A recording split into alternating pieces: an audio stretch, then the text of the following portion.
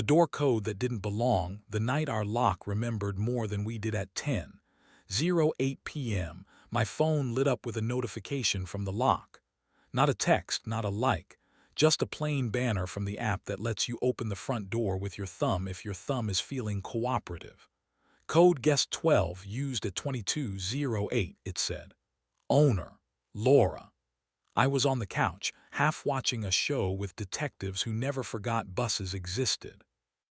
Laura had left an hour earlier for late Pilates, the kind taught by people who say the word core with their whole forehead. She kissed me at the door and said she might stop at the market for raspberries if the fruit looked like it believed in itself. I'd said, grab milk, the way men do when they mean bring me home with you. Guess 12. We keep 3 permanent codes in the app. Cleaner Tuesdays at noon, DOGWALK weekday mornings, and Mom Sundays, Selective Mercy. I hadn't made a guest since last spring when we loaned the place to my cousin who cries at national anthems. The app added a little gray line beneath the alert. Code created 2152. Expires 0030. Owner, Laura. I stared until the text threatened to become decorative. The show detective pressed the elevator button like he'd invented suspense. My chest did the opposite of breathing for a moment, a tug you recognize as an old story waking up. I tapped the notification. The history opened like a ledger with good penmanship. There it was, a code that shouldn't exist, created from Laura's profile, used to enter our life while I held the remote like a certificate of attendance. I can rationalize with the best of them. Maybe she'd set a temporary code for a delivery. Maybe her Pilates friend needed to borrow a charger. Maybe the super had texted and I'd missed it, and this was all extremely neighborly. The app didn't show who typed the code, only who had permission. It doesn't do gossip, only math. I slipped on shoes and a jacket, the kind you put on when you plan to pretend you were going out anyway. At the door I tried the knob even though I knew the truth already. It turned easily. Whoever had come in had locked the door behind them, which is the sort of courtesy that can double as camouflage. The apartment was the same shape it always is. Kitchen pretending to be brave, living room practicing coziness, hallway rehearsing silence. A glass on the counter held a smudge of lipstick that looked like it was trying to escape. On the table, our mail sat humbly under a flyer for a wine shop that uses the font of promises. On the bedroom door, a soft line of light argued with the rest of the apartment about whether it was still evening or already night. I didn't knock. I also didn't walk in. I stood with my palm on the wood and let my body register that I was present at my own life. From beyond the door, voices. One my favorite sound in the world, one a new instrument learning the room. Not murmurs, full sentences, low and careful.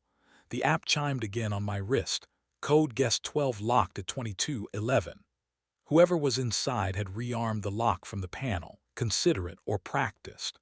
The hall window reflected a faint, ridiculous image of me. A man in a jacket at home, standing at his own bedroom like he might be the emergency. I took my hand off the wood.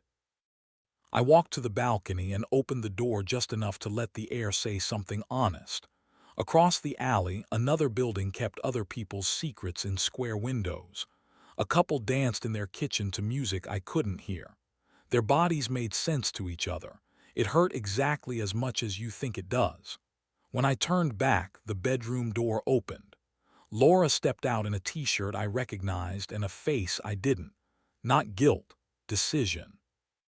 The kind of look people wear when they've been arguing with themselves for weeks and finally picked a side.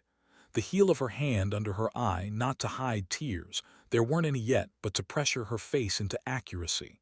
Mark smiled at me like I had volume. I wanted to hear myself at that volume. I get it, I said, and meant it more than I wanted to. I've been a landlord in our life. I collect rent and fix leaks and call that love. It's not the same shape as wanting. I looked at the ceiling to see if it had advice. It offered only plaster. I don't want to supervise you. I also don't want to share you. So what do you want? She asked. It wasn't a trick. It sounded like one of those forms you fill out when you're about to be anesthetized and someone needs to know where you want to wake up. I want a trial of the truth, I said. 30 days. No decisions after 9 p.m. We move anything that matters to daylight. 2 nights a week where we leave the routine at home and go be idiots together, cheap or not, loud or quiet, but ours. We audit the software that knows our life, locks, lists, maps, and remove every ghost. We get a therapist and pay them to watch us say things we've been practicing badly in other rooms. And you tell me when you're bored before the boredom writes a guest code. She let the words sit on her lap like a cat deciding. And what do you need from me tonight? Sleep in our bed with the light on, I said. Not because we're afraid of the dark, because tonight I want to see us even with my eyes closed. She laughed then, not because it was funny, but because the alternative was a way of crying she didn't have the budget for. Okay, she said. And what do you need from yourself? Permission to not be cinematic, I said, and to want you out loud. We turned off the TV, which had been pretending to mind its business. We left the kitchen lights softly disobedient. In bed, we kissed like people who had just negotiated with a fire. We kept it PG-13 on purpose, not to deny hunger, but to prove we could be gentle with it. Her hand on my chest felt like a signature I'd misplaced and found again behind a file folder labeled Later. Morning didn't forgive anything. Morning never does. It did offer errands. I made coffee. She stood in my and typed on her phone and then held it out to me. A message to Mark. I'm choosing my marriage. Thank you for not making that harder. Please don't contact me. She hit send while I watched, then blocked the thread, then put the phone face down like a finished task. I opened the lock app. We changed the master code and renamed the remaining ones. Cleaner stayed. DOGWALK stayed. Mom stayed.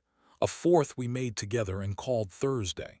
It didn't unlock the door. It unlocked a calendar slot and our better attitudes. I added a note. Use for mischief, not escape. Laura rolled her eyes and kissed me like she'd accept mischief if I could deliver it with receipts. That night we went nowhere special and acted like it was an invitation-only event. We sat on the back step and ate takeout straight from the boxes and talked about the first year in this apartment when the heat was theatrical, and we slept on top of the covers with a fan performing sainthood at the foot of the bed. We practiced being loud without raising our voices. I told her 3 things I wanted from her without saying, when you get a minute. And she told me 2 things she wanted from me without softening the nouns. A week later, we were in a multi-purpose room with linoleum that squeaked out judgments, learning a box step from a teacher who believed profoundly in left feet. I stepped on Laura's toe and apologized in a language my body was only just learning. She laughed loud enough to change the air. The lock on my phone stayed quiet. Thursdays began to mean something other than withdrawals. Sometimes the app still offers me history I didn't ask for, timestamps, entries, small chronicles. I keep the notifications on. It reminds me that doors can be honest even when we're not, that a code is only a sentence fragment until you choose its verb. We retired guest 12, and with it the part of us that thought secrecy was sophistication. What we kept was a door we both can open, and the agreement that if either of us is tempted to give the house to a stranger, we'll change the language before we change the lock.